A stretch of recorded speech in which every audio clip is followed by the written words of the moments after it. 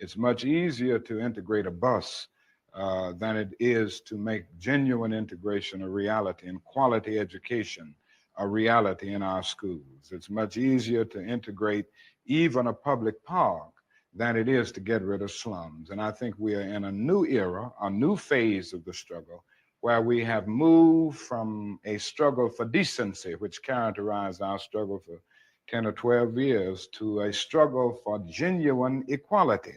And this is where we're getting the resistance, because there was never any intention to go this far. People were reacting to Bull Connor and to Jim Clark rather than acting in good faith for the realization of genuine equality.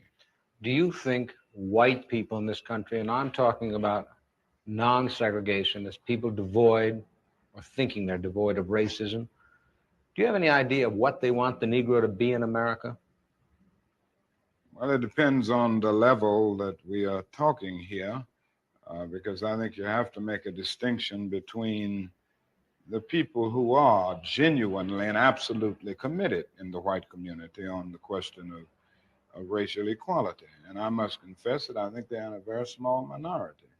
I think the vast majority of white Americans will go but so far, and they are always looking for an excuse to go but so far. Why are they looking for the excuse? What is it about the Negro? I mean, every other group that came as an immigrant somehow, not easily, but somehow got around it. Is it just the fact that Negroes are black? That's a part of it, and that grows out of something else. You can't thingify anything without depersonalizing that something. If you use something as a means to an end, at that moment you make it a thing and you depersonalize it.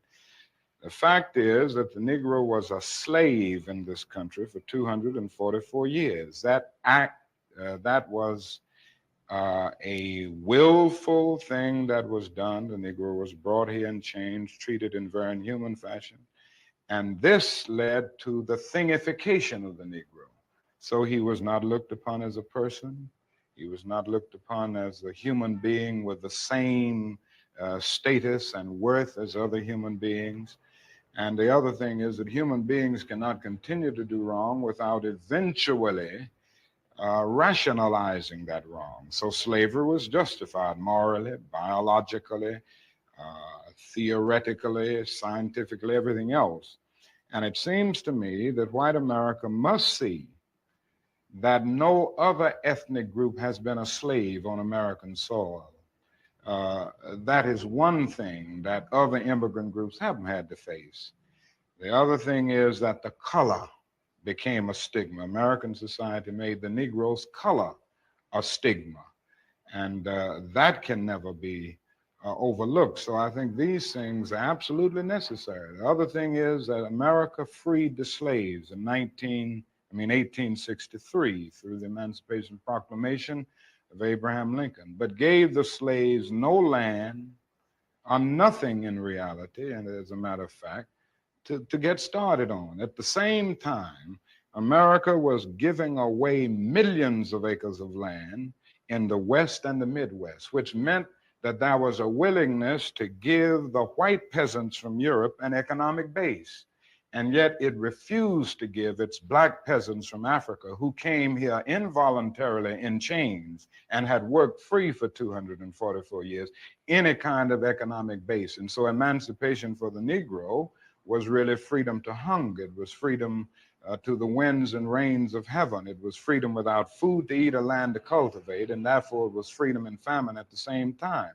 And when white Americans tell the Negro to lift himself by his own bootstraps, they don't look over the legacy of slavery and segregation. I believe we ought to do all we can and seek to lift ourselves by our own bootstraps, but it's a cruel jest to say to a bootless man that he ought to lift himself by his own bootstraps. And many Negroes, by the thousands and millions, have been left bootless as a result of all of these years of oppression and as a result of a society that deliberately made his color a stigma and something worthless and degrading.